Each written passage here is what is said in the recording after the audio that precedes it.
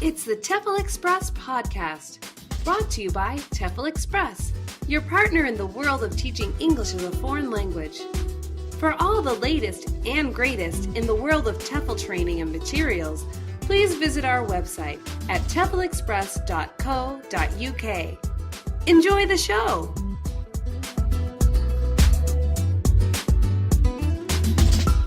Hi, this is the TEFLCast, and my name is Adam. On this episode, I had an excellent conversation with Alistair Vorster of the UK. He had spent some time in India, so we got to hear all about it, and it sounds like an amazing experience.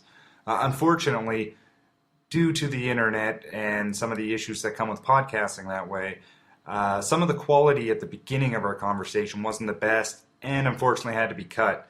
That being said, though, we've got plenty of excellent conversation time with Alistair, and I'm definitely going to have him back on the show, and we'll talk again down the road. But for now, let's hear what he had to say.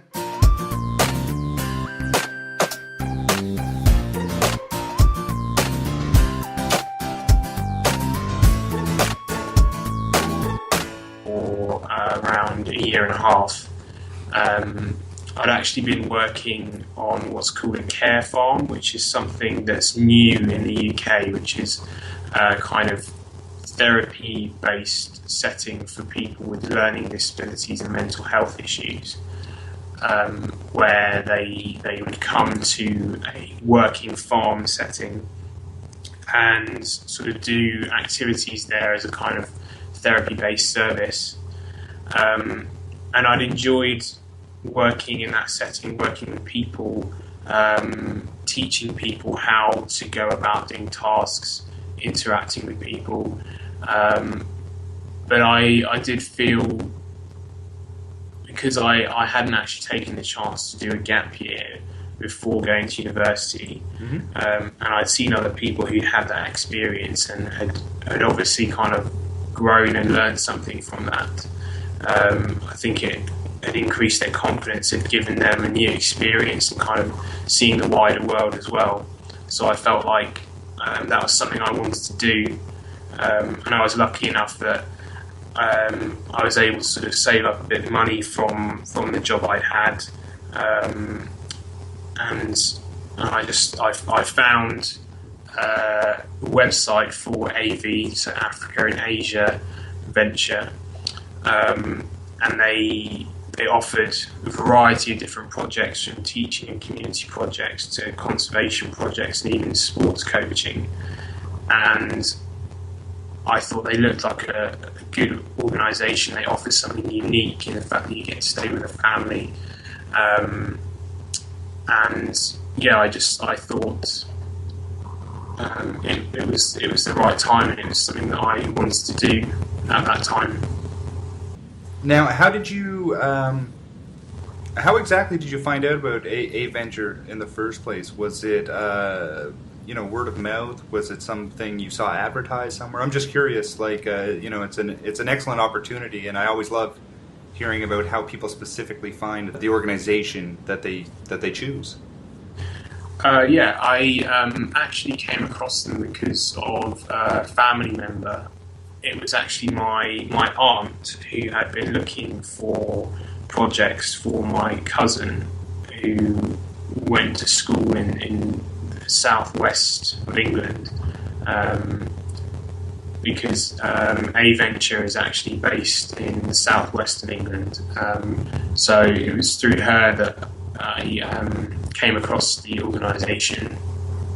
Upon arriving in India, what were your first impressions? What did you feel as soon as you got there?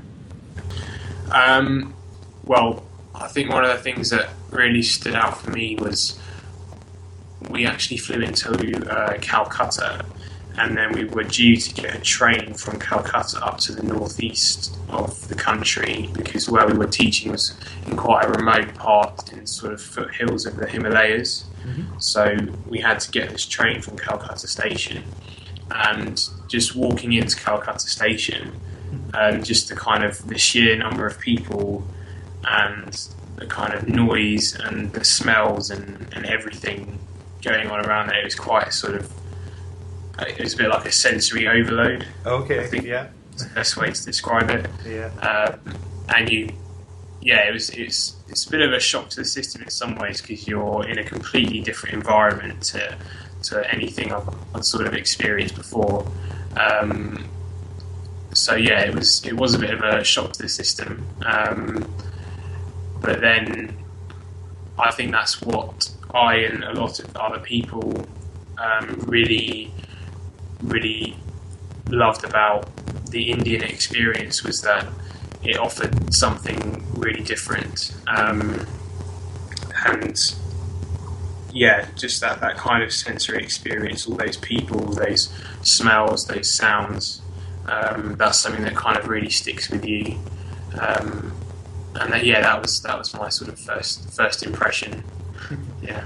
Yeah, it's true. You're 100% right. Like when you say sensory overload, you just get that many things that are new and hitting you through your ears, your eyes, your nose, everything, and it's overwhelming. It really is.